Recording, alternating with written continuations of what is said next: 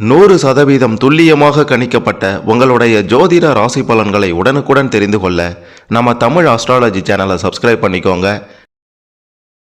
துலாம் ராசியில் பிறந்த உங்களுக்கு 30/4/2026 வியாழக்கிழமைக்குள்ளார உங்களுடைய கிரக நிலை, கிரக மாற்றம், சனி பகவான், புதன் பகவான், ராகு பகவான், சூரிய பகவான், சனி பகவானின் பெயர்ச்சியை பொறுத்து என நடக்கப் போகின்றது, உறவினர்களால் நடக்கப் போகும் சம்பவம், வரப்போகும் பிரச்சனை, எதை செய்யணும் செய்யக்கூடாது அப்படின்றத பற்றி தெளிவாக பார்க்க போகிறோம்.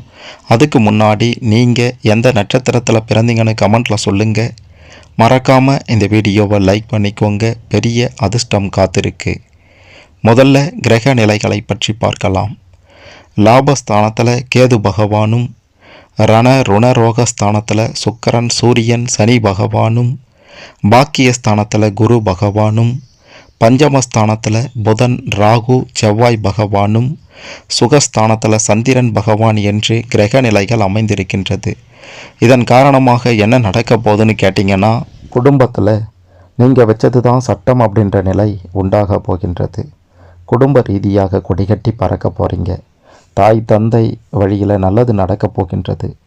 சகோதர சகோதரிகள் பக்க பலமாக இருந்து உதவி செய்ய போகிறாங்க. கணவன் மனைவிக்கு இடையே இருந்து வந்த பிரச்சனைகள் எல்லாம் முற்றிலுமாக விலகப் போகின்றது. பிள்ளைகளால் நல்லது நடக்கப் போகின்றது.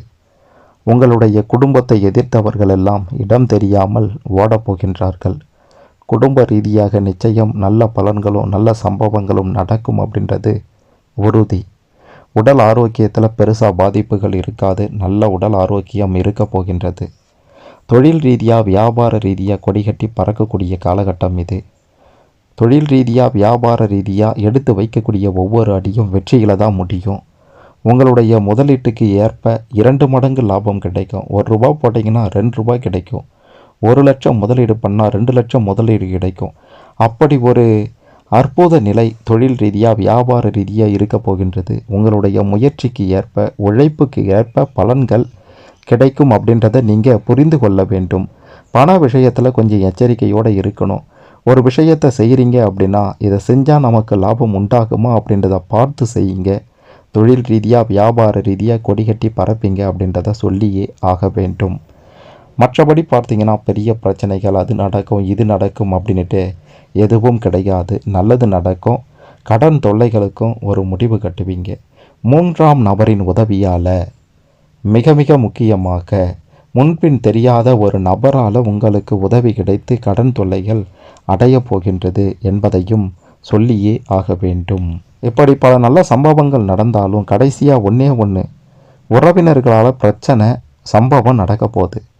தந்தை வழி உறவினர்களிடம் பணம் தொடர்பான விஷயங்கள்லையும், சொத்து தொடர்பான விஷயங்கள்லையும் கவனத்தோட எச்சரிக்கையோடு இருக்கணும்.